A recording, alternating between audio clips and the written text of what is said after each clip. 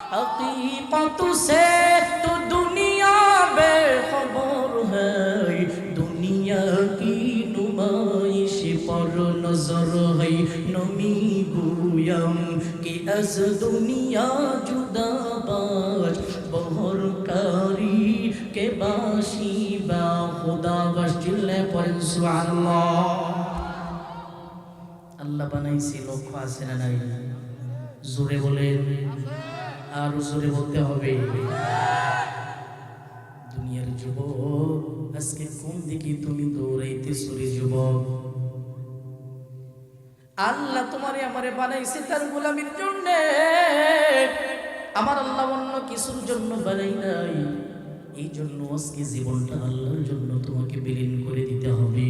এখানে কে আছেন যদি বলি জান্নাত কে কে চান?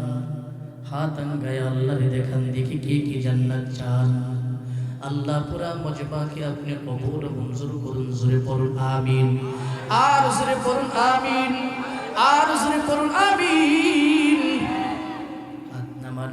আল্লাহ বলেন বান্দা আমার জান্নাত যদি বানাইতে চাও, আমার জান্নাত যদি পাইতে চাও, আল্লাহ বললেন বান্দা আমার জান্নাত যদি পাইতে চাও একটা শর্ত আমি আল্লাহ দিলাম। কি শর্ত আমার আল্লাহ নিজে জানাই। আল্লাহ বলেন বান্দা ফাদখুলি ফি ইবাদি ওয়াদখুলি জান্নাতি।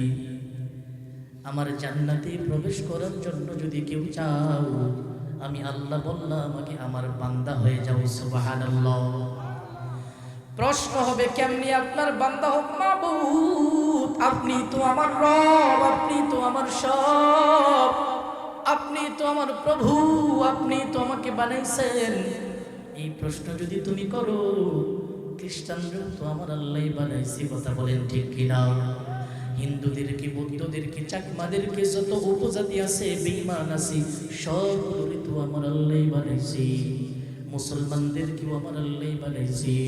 আল্লাহ বলেন না আমি সব বানাইলাম, সব বানাইলাম, কিন্তু আমার ফরমেট যদি না মানতে পারো, আমি যে বিধিবিধান দিলাম ওই বিধিবিধানগুলো যদি না মানতে পারো বান্দা, আমি যে ফরমেট দিলাম এই ফরমেট যদি বান্দা না মানতে পারো, আমি যেই আদেশ করলাম ওই আদেশ যদি বান্দা না মানতে পারো, তোমারে আমি বানাইছি ঠিকই, কিন্তু আমার বান্দা বলে তুমি পরিচয় পাবা না। পড়েন নাউজুবিল্লাহ। একটা মাদ্রাসার ভিতরে যখন নিয়ম করা হয় মাদ্রাসার এই নিয়মগুলো মানতে হবে, ভর্তি হইলেই ছাত্রটা মাদ্রাসার ছাত্র হয়ে যায়। আবার মাদ্রাসার নিয়ম না মানলে মাদ্রাসা থেকে বের করে দেয়। ওই যে ভর্তি হওয়ার সময় ছাত্র ছিলা, যখন নিয়ম ভঙ্গ করেছ তখন আর মাদ্রাসার ছাত্র বলে পরিচয় পাওয়া যায় না, কথা বলেন ঠিক কিনা? আল্লাহ বলেন বান্দা বানাইলাম আমি আল্লাহ, আমি আল্লাহ বানাইলাম, আমার বান্দা হিসেবে বানাইছি। বান্দা হিসেবে বানানোর পরে শর্ত দিয়ে দিছি আমার গোলামি লাগবে।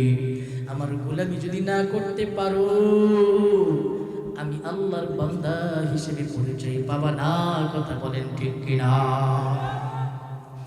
এই জন্য দুনিয়ার মুসলমান আল্লাহর গোলাম দিলের কানটা লাগায় শুনো। আমার আল্লাহ বলেন আমি বানাইছি, আমার লক্ষ্য একটাই, অন্য কোনো লক্ষ্য না। একটা মাত্র লক্ষ্য আমার বান্দা, একটা মাত্র লক্ষ্যর জন্য আমি তোদেরকে বানাইছি, অন্য কিছুর জন্য বানাই নাই। কি লক্ষ্য বলি বান্দা?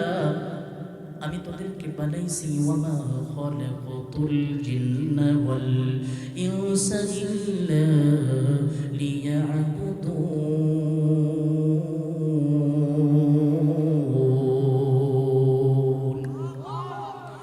আল্লাহ বলেন বানাইছি শুধুমাত্র আমার গোলামির জন্য, অন্য কিছুর জন্য নয়। আল্লাহ বলেন আমার গোলামি করতে হবে।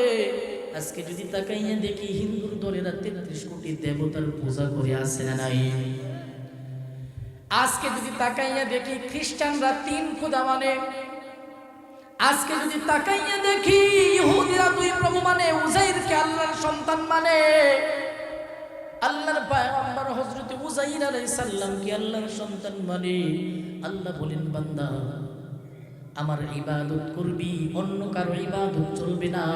কেমন ইবাদত লাগবে বলে ওয়ালা يشرك بعبادة ربه أحدا الله أكبر পড়েন আল্লাহ জানায় রে ইবাদতটা লাগবে শিরিক মুক্ত শিরিক যুক্ত ইবাদতের কোনো কাজ হবে না একটা বান্দা যখন আল্লাহর ইবাদত করে ইবাদতটা লাগবে বাবা শিরিক মুক্ত ইবাদত খ্রিস্টানরাও ইবাদত করে খ্রিস্টানদের ইবাদতের ভিতরে শিরিক আছে খোদা মানে তিনজন ইহুদিরাও ইবাদত করে ইহুদিদের ইবাদতের ভিতরে শিরিক আছে খোদা মানে দুইজন আল্লাহরই আল্লাহ মানে আবার আল্লাহর অংশীদার স্থাপন করে উযাইরকে আল্লাহর সন্তান মানে অথচ আমার আল্লাহ জানাই দেয় আমি আল্লাহর গোলামি করতে হবে কোনো শিরিক করা যাবে না এই দুনিয়ার মুসলমান আল্লাহর গোলাম আল্লাহ বললেন জান্নাতে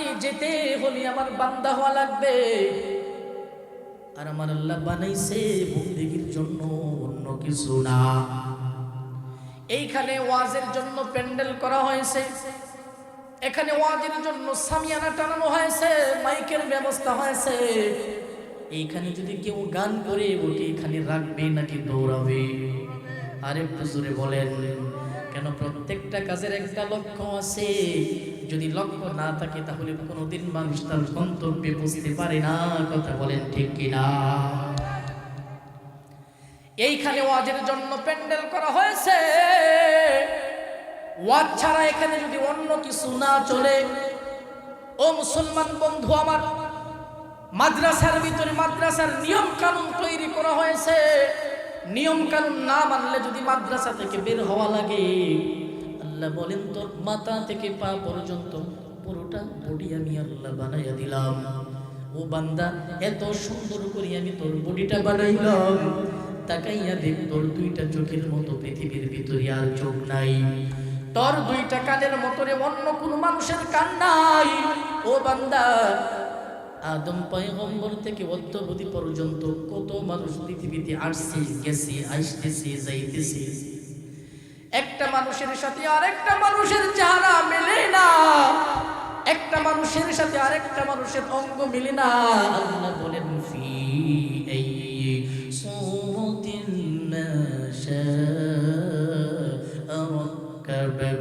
কাল্লা বাল তুকাযিবুন বিদ্দীন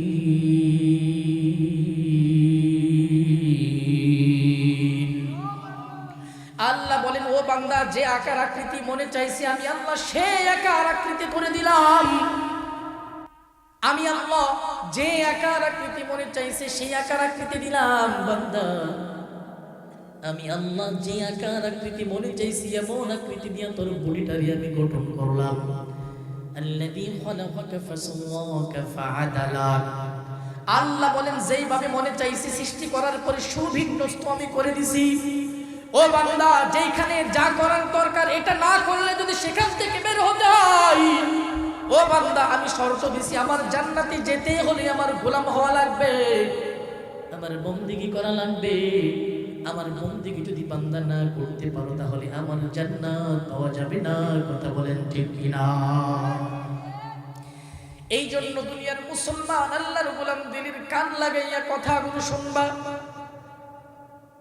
আল্লাহর নবী বিশ্ব নবী মায়ার নবী আখির জামানার পয়গম্বর বলেন এনি আমার উম্মতের দল আমার আল্লাহ রাব্বুল আলামিনের পয়গম্বর বলেন قالن নবী সাল্লাল্লাহু আলাইহি ওয়া আলিহি ওয়াসাল্লাম قال النبي صلى الله عليه وآله وسلم اتق المحارم تكن أعبد الناس أو كما قال النبي صلى الله عليه وآله وسلم আল্লাহর নবী মায়ের নবী দেখি দেখি বললি রে আমার উম্মতের দল দিলের কান লাগাইয়া কথা শোনো এমপির বাড়ির এলাকার মুসলমান ও বালিপাড়া এলাকার মুসলমান যুবক ভাইরা মুরব্বী বাবারা পর্দার আড়ালের মা বোনেরা দিলের কান লাগাইয়া শোনো আমার মায়ার নবী আখির জামানার পয়গম্বর বলে আমার আল্লাহর নবী মায়ের নবী বলেন ইত্তাকিল মাহারিমা তাকুন আবাদান নাস দুনিয়ার যত পাপ আছে সবগুলো ছেড়ে দাও দুনিয়ার যত অবাধ্যতা আছে সবগুলো ছেড়ে দাও দুনিয়ার যত নাফরমানি আছে সবগুলো ছেড়ে দাও আল্লাহর নবী বলেন তাকুন্না আবাদান নাস, তারপরে তুমি আল্লাহর বান্দা হয়ে যাও। আল্লাহর বান্দা যদি হইতে পারো, ফাদখুলি ফি ইবাদি ওয়াদখুলি জান্নাতি। আল্লাহ রাব্বুল আলামিন জানায় দেয়, আমার বান্দা যদি হইতে পারো তাহলে আমার জান্নাতে যেতে পারবা। এই জন্য পা দুইটা দিয়ে অনুরোধ করে বলে যাই, এই দুনিয়াতে তুমি কিসের জন্য আসছে? আজকে ঘুম থেকে তুমি দৌড়াইতেছো। এই দুনিয়ার ভিতরে একদিন তুমি আমি ছিলাম না, আজকে দুনিয়াতে আসি, একদিন থাকবো না। আসার একটা সিরিয়াল আছে, কিন্তু যাওয়ার একটা কোনো সিরিয়াল নাই। তাকাইয়া দেখো, তাকাইয়া দেখো, এই যে আমার নানা পাশে বসা আল্লামা মাহমুদুল হাসান সাহেবের উস্তাদ, ডানে আমার উস্তাদ বসা। ও মুসলমান বন্ধু, এই যে নানা আছে, কিন্তু নানার আগেই নানার মেয়ে চলে গেছে। নানা আছে, নানার মেয়ে আমার আম্মা চলে গেছে, অথচ দুনিয়াতে আমার নানা আগে আসছে, আমার মা পরে আসছে। আসার একটা সিরিয়াল আছে বাবা, যাওয়ার কিন্তু সিরিয়াল নাই। কথা বলেন ঠিক কিনা? আসার সিরিয়াল আছে, যাওয়ার সিরিয়াল নাই। আজকে তুমি যদি কবর জগতের ভিতরে পড়ে থাকো, কেউ নাই, কেউ নাই। এই জন্য মায়ের নবী বলেন, ক্বালান নবিয়্যু সাল্লাল্লাহু আলাইহি ওয়া আলিহি ওয়াসাল্লাম, আল কবরু রাউযাতুম মিন রিয়াজিল জান্নাহ আও হুফরাতুম মিন হুফারিন নার। আল্লাহর নবী, মায়ের নবী ডেকে ডেকে বলেন, রে আমার উম্মতের দল, দিলের কান লাগাইয়া কথাগুলো শুনো। আমার মায়ের নবী জানাই দেয়, কবরটা কারোর জন্য হয়ে যাবে জান্নাতের বাগান, অথবা কারোর জন্য হয়ে যাবে জাহান্নামের টুকরা। ও দুনিয়ার মুসলমান, আল্লাহর গোলাম, যেই কবরের ভিতরে তুমি যাইবা, সাথীও নাই, বাকিও নাই। কবরের ভিতরে তো বাবা কিছুই নাই, কবরের ভিতরে কিছুই নাই, কিছুই নাই। কবরের ভিতরে তোমার সঙ্গে হয়ে যাবে আমল। এই জন্য দুনিয়াতে যদি ইবাদত কইরা আমল বানাইতে পারো, কবরের ভিতরে যাওয়ার সাথে সাথে কবরটা আল্লাহ নুরানি বানায়া দিবে। ইয়া ইলাহি তু মেরা মাবুদ হায়, ইয়া ইলাহি তু মেরা মাশূক হায়, ইয়া ইলাহি মুঝসে মুঝকো दूर कर, ताकि देखो मुझ में तुझको एक नजर। या इलाहल आलमीन बेनियाज, दीन दुनिया में हमारे कार। सचिल्लाह पर सुबहानाल्लाह। এই জন্য আমি বারংবার বলে যাই, আমার আল্লাহ বানাইছে তার গোলামির জন্য। আমার আল্লাহ অন্য কিছুর জন্য বানাই নাই, আমার আল্লাহ বানাইছে একমাত্র তার গোলামির জন্য। আজকে যদি তালাশ করে দেখি, ইবাদতের ভিতরে গুরুত্বপূর্ণ একটা ইবাদতের নাম নামাজ। তাকাইয়া যদি দেখি, তাকাইয়া যদি দেখি, আজকে আমাদের এলাকার ভিতরে এমন মসজিদ আছে, ফজরের নামাজের সময় ইমাম মুয়াজ্জিন ছাড়া মুসল্লি নাই, আছে না নাই? কি জন্য বানাইছে তোমাকে আমার আল্লাহ? আল্লাহ তোমারে আমারে বানাইছে তার গোলামির জন্য। এর ভিতরে একটা হলো নামাজ। বানাইছে তোমারে আমারে গোলামির জন্য, নামাজের জন্য, রোজার জন্য। যখন আজান দেয় মসজিদ থেকে মুয়াজ্জিন, যখন আল্লাহু আকবার, আল্লাহু আকবার ঘোষণা দেয়, মুয়াজ্জিনের জবান থেকে আসে আল্লাহু আকবার, আল্লাহু আকবার, আল্লাহ সবচেয়ে বড়, আল্লাহ সবচেয়ে বড়। মাইকের সামনে মুয়াজ্জিন দাঁড়ায় বলে, আমি মাইকের সামনে আমার কোনো কথা বলার জন্য আসি নাই, আমি মাইকের সামনে আসছি আমার কথা বলার জন্য না, আমি মাইকের সামনে আসছি যে প্রভু আমারে বানাইছে ওই প্রভুর কথা বলার জন্য আসছি। এই জন্য মুয়াজ্জিন মাইক সামনে নিয়ে নিজের বাপের গল্প বলে না, নিজের পিতার গল্প বলে না। মুয়াজ্জিন মাইকটা সামনে নিয়ে ও দুনিয়ার কোন কিচ্ছা গল্প বলে না। মুয়াজ্জিন মাইকটা সামনে নিয়ে দুনিয়ার কোন খুশ গল্প বলে না। মাইকটা নিয়ে বলে আল্লাহু আকবার, আল্লাহু আকবার, আল্লাহ সবচেয়ে বড়, আল্লাহ সবচেয়ে বড়। চিল্লায় বলেন সবচেয়ে বড় যিনি তিনি কি? মুয়াজ্জিন মাইকটা সামনে নিয়ে প্রথমেই বলে আল্লাহু আকবার, আল্লাহু আকবার, আল্লাহু আকবার, আল্লাহু আকবার, আল্লাহ সবচেয়ে বড়, আল্লাহ সবচেয়ে বড়, আল্লাহ সবচেয়ে বড়, আল্লাহ সবচেয়ে বড়। যখন তোমার কানের ভিতরে আওয়াজ যাইতেছে আল্লাহ সবচেয়ে বড়, আল্লাহ সবচেয়ে বড়, তুমি যখন কাজের ভিতরে থাকো কাজটা ছেড়ে দাও, কারণ কাজ তোমার কাছে বড় নয়, তোমার কাছে বড় যিনি তিনি কি?